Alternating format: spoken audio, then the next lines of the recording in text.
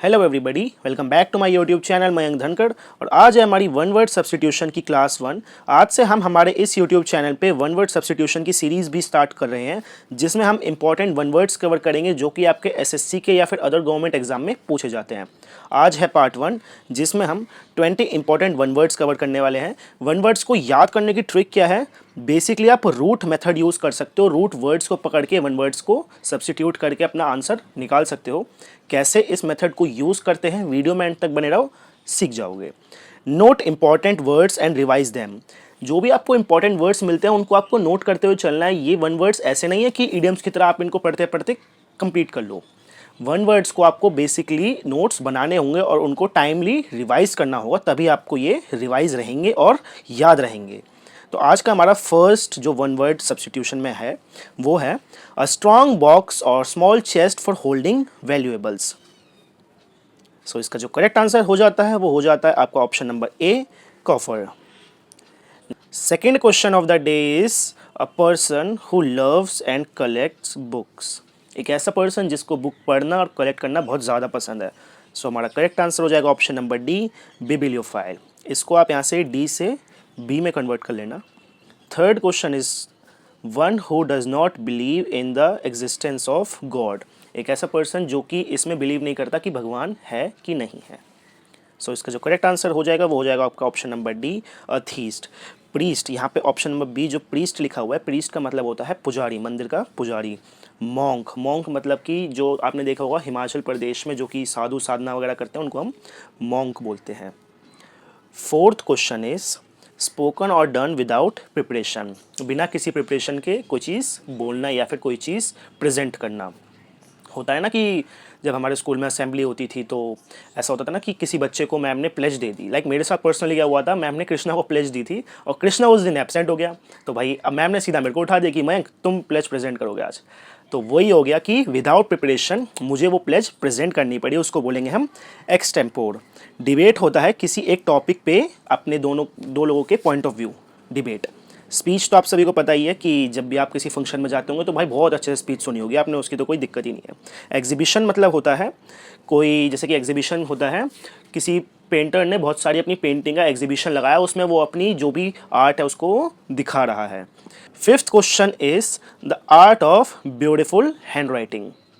सो एक art beautiful hand writing की, जिस भी बच्चे की हैंड राइटिंग बहुत ब्यूटीफुल होती है उसका ऑप्शन नंबर सी, कैलीग्राफी। इसी का ऑपोजिट जिसकी डर्टी हैंड राइटिंग होती है उसको हम बोलते हैं कैकोग्राफी।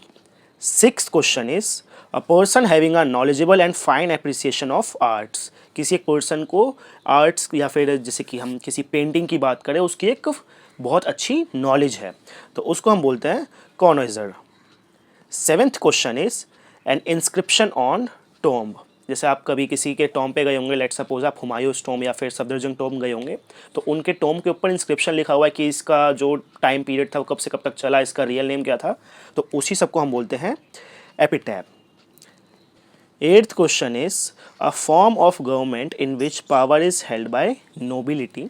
सो एक ऐसी गवर्नमेंट की फॉर्म जिसमें नोबल लोगों का राज चलता है। नोबल लोग मतलब अपर क्लास लोग। सो इसका जो करेक्ट आंसर होगा वो होगा ऑप्शन नंबर ए, अरिस्टोक्रेसी। अब यहाँ पे नोबिलिटी लिखा हुआ है तो नोबिलिटी टिक मत मार देना। रिपब्लिक तो होता है जहाँ पे जो जनता है वो अपना खुद का जो भी रिप्रेजेंटेटिव है उसको चुनती है।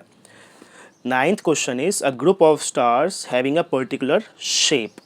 सो इसका जो करेक्ट आंसर होगा वो होगा ऑप्शन नंबर बी, कॉन्स्टेलेशन।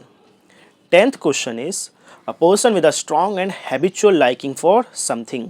एक ऐसा पर्सन जिसको कोई एक पर्टिकुलर चीज़ बहुत ज़्यादा पसंद है उसको हम बोलेंगे एफिशेंडो।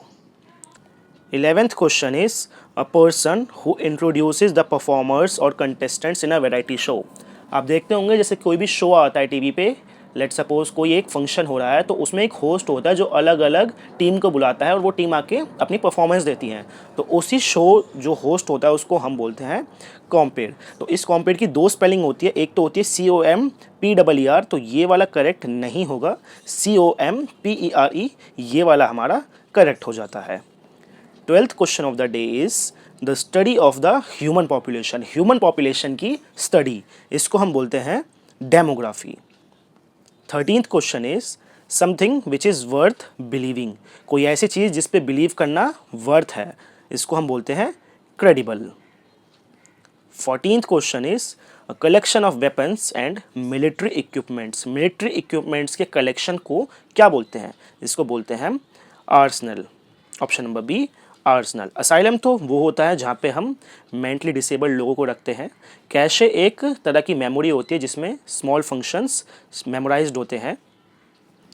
15th question of the day is someone who believes in or advocates for the equality of all people. एक ऐसा पर्सन जो कि हर एक बंदे की इक्वालिटी में बिलीव करता है, इसको हम बोलते हैं एन इगैलिटेरियन.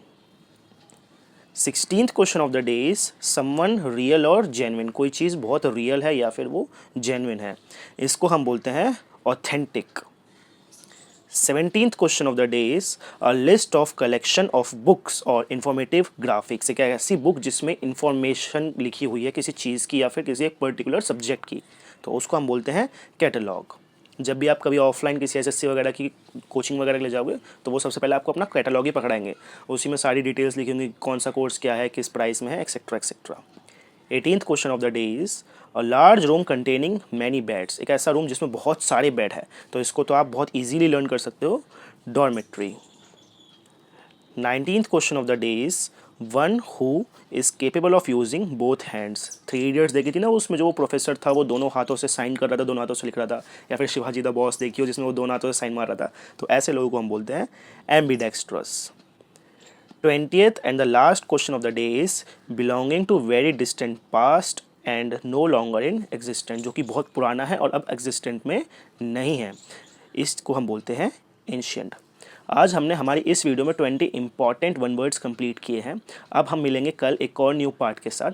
तब तक के लिए आप सभी खाते पीते रहो, खुश रहो. Bye bye.